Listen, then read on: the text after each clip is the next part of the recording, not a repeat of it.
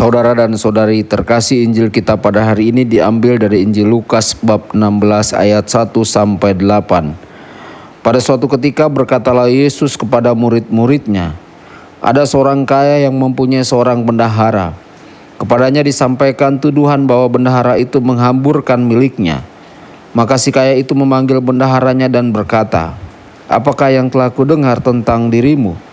Berilah pertanggungjawaban atas urusanmu, sebab engkau tidak boleh bekerja sebagai bendahara lagi." Berkatalah bendahara itu dalam hatinya, "Apakah yang harus kuperbuat? Tuanku memecat aku dari jabatanku, mencangkul aku tidak dapat, mengemis aku malu. Aku tahu apa yang akan kuperbuat, supaya apabila aku dipecat dari jabatanku sebagai bendahara, ada orang yang mau menampung aku di rumah mereka." Lalu ia memanggil satu demi satu orang yang berutang kepada tuannya. Berkatalah ia kepada yang pertama, "Berapa besar utangmu pada tuanku?" Jawab orang itu, 100 tempayan minyak. Lalu kata bendahara itu, "Inilah surat utangmu. Duduklah dan buatlah surat utang lain sekarang juga 50 tempayan." Kemudian ia berkata kepada yang lain, "Dan saudara, berapa utangmu?" Jawab orang itu, 100 pikul gandum. Katanya kepada orang itu, "Inilah surat utangmu, buatlah surat utang lain 80 pikul." Bendahara yang tidak jujur itu dipuji tuannya karena ia telah bertindak dengan cerdik. Sebab anak-anak dunia ini lebih cerdik terhadap sesamanya daripada anak-anak terang. Demikianlah sabda Tuhan. Terpujilah Kristus.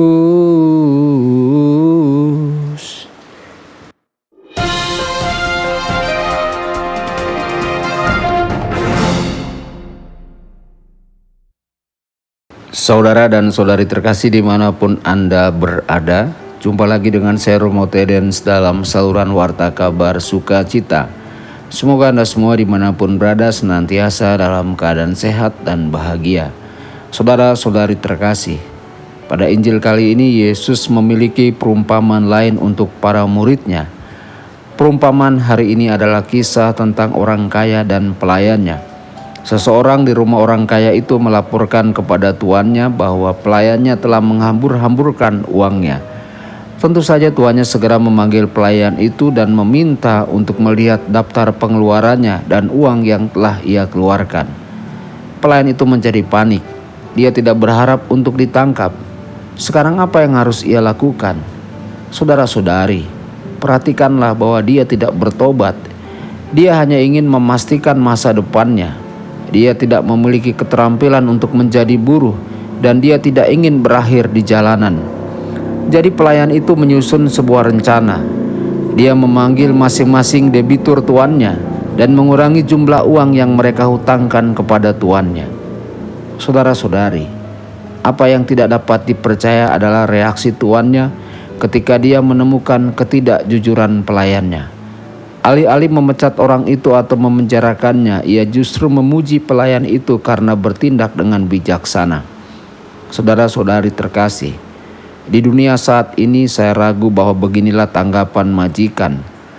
Hal ini lebih mungkin bahwa pelayan setidaknya akan menemukan diri mereka keluar dari pekerjaan atau mungkin menemukan diri mereka di penjara.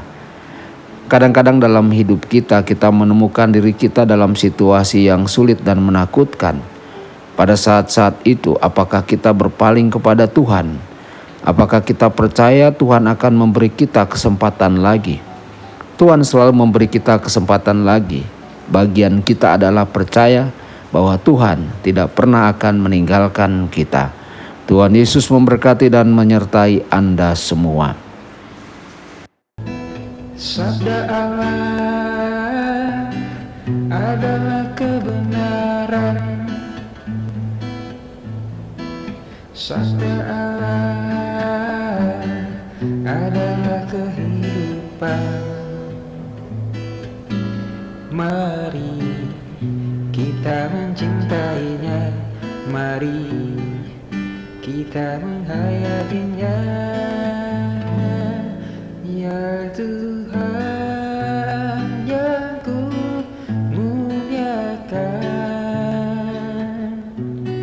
sabdamu angkat resahku.